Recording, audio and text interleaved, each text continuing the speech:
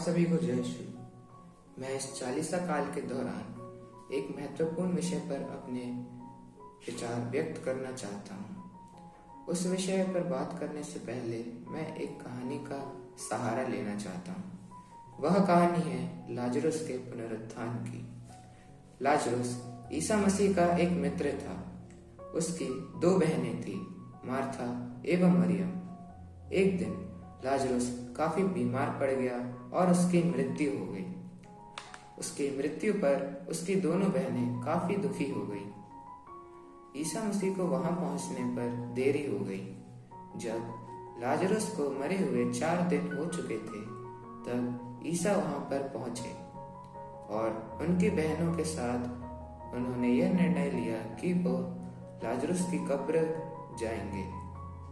जब वे लाजरुस की कब्र के नजदीक पहुंचे तो उन्होंने वहां जाकर उन्हें आदेश दिया, कब्र का पत्थर हटा दो। यह सुनकर मार्था उनसे बोली, गुरु, अब तो वहां से दुर्गंध आती होगी।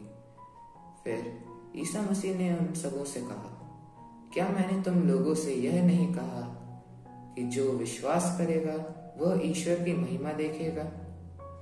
इतना सुनकर उन्होंने वहां से पत्थर हटा दिया। तब ईसा मसीह स्वर्ग की ओर पिता को धन्यवाद देते हुए कह रहे थे, तू मेरी हर बात सुनता है। यह मैंने यहाँ पर उपस्थित जनता के लिए कहा, जिससे वह विश्वास करे कि तूने मुझे भेजा है। इतना कहकर ईसा ने पुकारा, लाजरुस बाहर निकल आओ। और लाजरुस जिंदा बाहर निकल आया।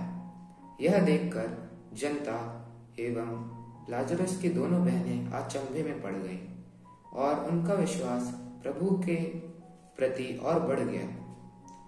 तो मित्रों, क्या आप उस विषय को ढूंढ पाए?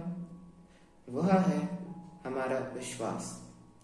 आजकल काफी लोग अंधकार में जीवन बिता रहे हैं तथा ईश्वर से दूर होते जा रहे हैं।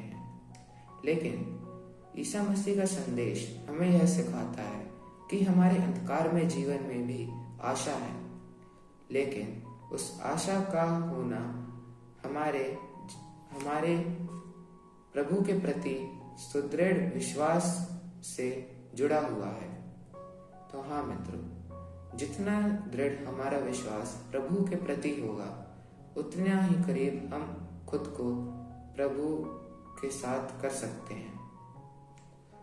तो इस चालीसा काल में हम खुद को बदलें और प्रभु और अपने बीच की दूरियों को कम करें तथा अपनी गलतियों पर मनन चिंतन करें और अपनी सारी निराशाओं को एक नई आशा में परिवर्तित करें। जिस प्रकार हमने कहानी में देखा कि लाजरुस की मृत्यु के बाद यह आशा किसी को नहीं थी कि वह दोबारा लाजरुस को देख पाएंगे, परंतु ईसा मसीह की उपस्थिति के बाद उन सारे लोगों की निराशाएं एक आशा में बदल गई और लाजरुस को उन्होंने दोबारा जिंदा देखा, जिससे उनका विश्वास और बढ़ गया। हाँ मित्रों, हम इस विश्वास को मजबूत बनाने के लिए पवित्र ग्रंथ निरंतर पढ़ें और उससे मिली सीखों को अपने जीवन में उतारें और विशेष रूप से हम अपनी की हुई गलतियों के लिए पश्चाताप करें और उन्हें कभी आइंदा ना दोहराएं और यह प्रतिज्ञा लें कि हम ईसा मसीह के मार्ग पर निरंतर चलेंगे और प्रभु ईश्वर को हम अपने जीवन में स्वागत करें और एक नए जीवन की शुरुआत करें। आप सभी को जय श्री।